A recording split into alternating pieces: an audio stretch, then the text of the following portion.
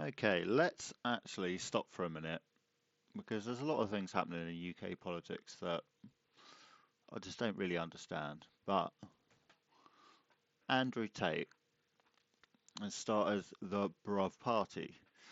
Now, this is Britain's restoring underlying values. Yes, bruv.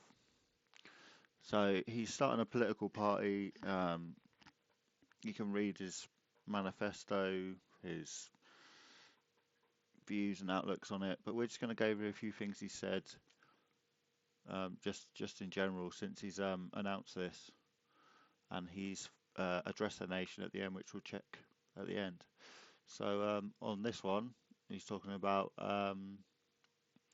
Tate on attacks of migrants on British citizens. We've entered a new era of insanity. Is the person who did this, do they even have a passport? Are they even a citizen? Who knows anymore? We've entered a new era of insanity where these kind of things can happen, and we don't even know who did it. They may not have a social security number. This recently in London, there was a stabbing or an acid attack. Something heinous happened in London only a month or a month and a half ago to a little girl. And they were talking about how they couldn't find the guy. And London has the most CCTV in the world. And as much as I believe the UK is a failed society, the Met Police are pretty good at wrapping up the violent people pretty quickly. They do respond and find them. It's unfortunate they only come after the event. You'll get stabbed. But they might catch the guy once you're dead. But they couldn't find this person who did this extremely heinous crime. And the only reason they cannot find somebody who did something so heinous in the middle of the day in the middle of a city like London is because they have no idea who this person is. He has no social media, no passport, no bank cards, no footprint. He came on a boat. He turned up. He murdered a native. And he's vanished. So yeah, as you can see, Andrew kind of covers a topic that's on a lot of our minds. With migration, deals to migration, and things like that. There's no denying that we have got a massive problem over a million net migrants last year alone. It's spiraling out of control, and he hits the nail on the head. We've got no idea who these people are. They throw their passports away, no idea where they've come from, what their previous lives were. So, you know, I'm just. Right now, I'm in two minds about it because obviously we've got Reform UK, Nigel Farage, Richard Tice, Rupert Lowe, but there's just something in my heart of hearts telling me that Reform is not the right one. Now, I'm not saying that this is going to be the right party either, but it'll just be interesting to see what Andrew Tate does and how it develops over the time. So here we go. Simple question to the BBC. We're just going to jump straight into it. Influencers driving extreme misogyny, say the police. And the BBC, after 3 years of insulting me, now they know they're completely wrong, and calling me a tax evader, are now coming out saying that and... Okay, right, so I'm just going to stop it right here.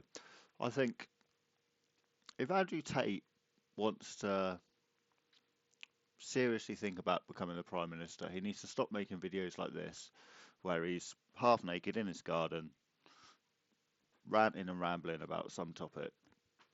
It just doesn't look professional. Just get in your, what do you call it?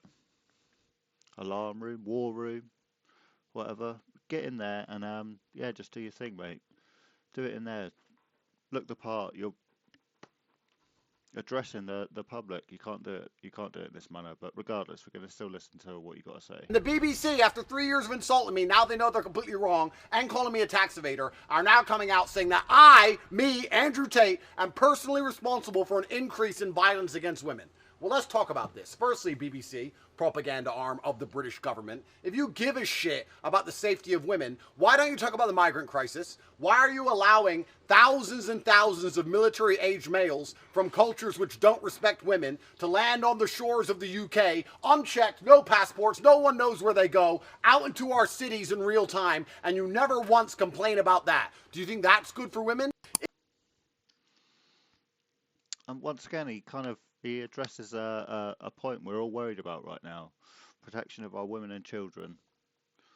So, you know, he's 2 for 2 right now. Okay, so this one, Tesla chief Elon Musk has come out in support of the British American influencer Andrew Tate after he launched his party Bruv, and claims to fix the mess. voted as UK Prime Minister. A video clip on X, formerly Twitter, shows Tate denouncing the generational failure of UK politics. In the video, he calls out political establishments and says, "You are corrupt and you have failed people generationally." So yeah, we've got Elon's even acknowledged that this is a thing now. Not that that's the be all and end all or something, but it's just interesting that he's acknowledged it. And then, yeah, so another one on his Vote Bruv. How can knife crimes be solved? And the UK government and the UK populace seem to think if they just ignore this knife crime problem, it's going to go away. Yeah, everyone's stabbing each other now. Yeah, London's... This format is much better. You can address people like this. This is fine. Feral now. You can't wear a nice watch in London now. But don't worry, it'll be fine in 10 years. How? Without any decisive action being taken, without anybody in the British populace or the British public standing up and saying, we want drastic action, how does anybody expect this to get better? Okay, and moving on to the last part. This is Andrew Tate addressing, I suppose, officially the Bruv Party. So let's just jump straight into it. Nearly 1 million views, look. Ladies and gentlemen of the United Kingdom, my name is Andrew Tate. I'm the leader of the Bruv Party, Britain Restoring Underlying Values, and I'm here to introduce myself to you as the only hope and chance for the once great Britain to repair itself from the eternal decline we are unfortunately being subjected to. I'm extremely rich and very successful, and although this has not brought me much happiness or any new friends, it has certainly increased the variety and capability of my enemies. They have locked me in Romania for over 3 years. The UK Foreign Office instructed the Romanians to do exactly this on false charges that even Romanian courts now are admitting were completely fabricated because they fear my influence. And they fear my influence because the United Kingdom has been hijacked by Satanists who have absolutely no concern for the people they are supposed to work for. They work for big banking interests and they ignore their constituents absolutely. There is currently nobody within the political class which will do the things which are necessary to repair our once great country. There is no reason for a city with a legacy like London to be running with blood and for drugs to constantly be found on our streets. There is no reason for a country like Great Britain that once had the most formidable navy on the planet to be endlessly invaded, incapable of defending its own borders. The decisions that our rulers are currently making are not accidental, and I no longer believe it is incompetence. It is simply malice. They are deliberately trying to destroy our society. They are two-tier policing on purpose. They're allowing us to be invaded on purpose. They're allowing crime to run rampant on purpose. They're allowing drugs to run rampant on purpose. Because the politicians do not work for you. They work for somebody else. And those people want the UK and all of Western civilization to be destroyed. They're going to laugh at my attempt to become Prime Minister. They're going to do their very best to delegitimize me. They're going to say that I'm not serious, that I don't stand a chance of winning, exactly like they did to Donald Trump at the beginning. These people do not understand that the world is changing. The youth is with us, and with time... I'd like to stop it right there. He says something. Donald Trump. Right there. Their very best to delegitimize me. They're going to say that I'm not serious, that I don't stand a chance of winning, exactly like they did to Donald Trump. Now that's something actually really interesting, because I remember when he first announced he was going to run for president, it was the same time when Bernie Sanders was running as well. He was a bit of great hope as well. Now it's interesting we should say this, because realistically, when we all saw Trump first running for president, myself included, I thought it was a bit of a joke. And yeah, nine years later, he's just won presidency for the second time, which is quite unfathomable if you think about it. So I think we could quite easily disregard Andrew here, but if he actually plays it right, there is actually a chance he could pull this off. He needs to come back to the UK and start working from the UK, though. he needs to get out of Romania. That's his step one. At the beginning. These people do not understand that the world is changing. The youth is with us. And with time, as these people grow old and die, and the youth stays mobilized, we can take our countries back. They will also delegitimize me by saying I'm accused of terrible, heinous acts. But please understand, it was the UK Foreign Office that initially instructed the Romanians to do this. I'm living inside of a very corrupt country, and this is an easy play. So every time I tell the truth about society, they can slander me with accusations. We live in a democracy. In democracies, you are innocent until proven guilty, and I have been convicted of nothing. Even inside of kangaroo courts, do not allow them to delegitimize my attempt to save our great nation. You don't have to like me. This is beyond the politician. This is about the politics. You can hate me with all of your being, but even if you hate me, I guarantee you your streets will be safer. I guarantee you the invasion will end. I guarantee you our economy will be more prosperous. Those who love me and hate me alike will benefit from my leadership as Prime Minister of the United Kingdom. Now that's a bold statement. Let's not face it. I mean,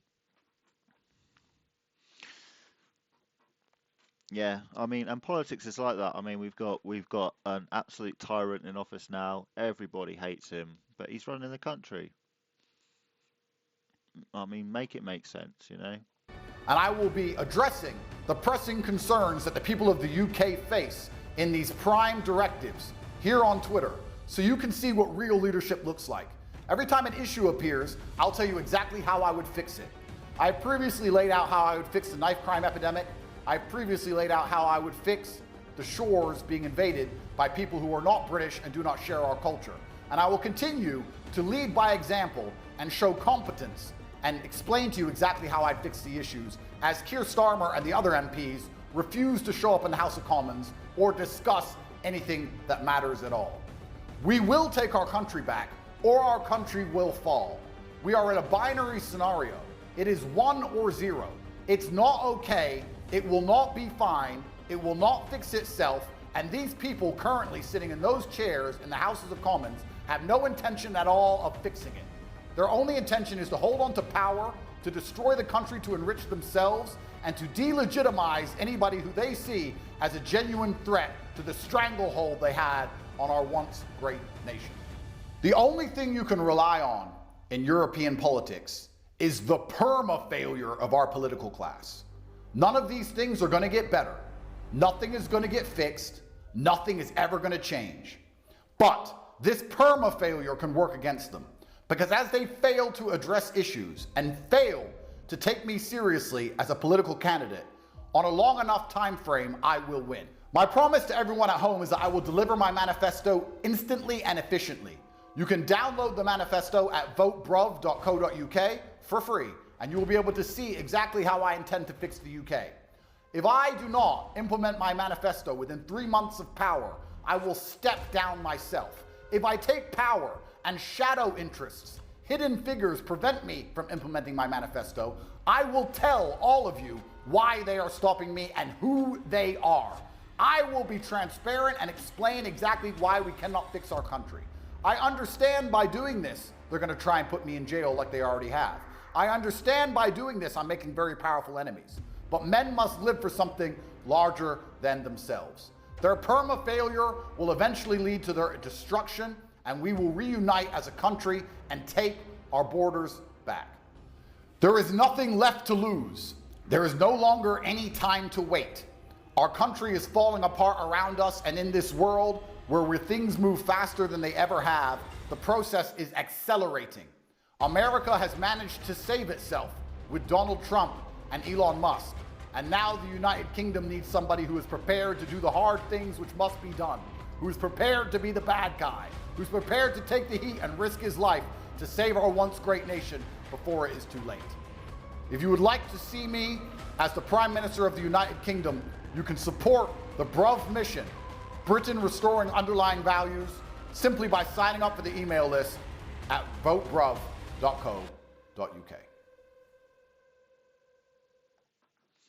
Now, what do we take away from all of this?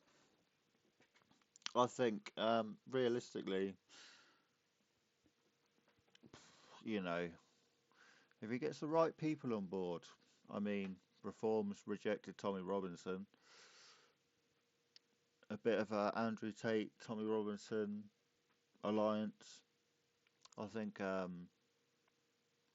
on itself holds quite a lot of weight. Either way, it's going to be an interesting one. I'm still not 100% sold, but I am interested in the whole concept of it, and I think the more people fighting for our voice, the better. If you're interested, like Andrew says on his thing, votebruv.co.uk. Check out the manifesto. He's got some very interesting points on there. Yeah, he's just a character, that's for sure. But is that what we need? Let me know in the comments down below. Until next time.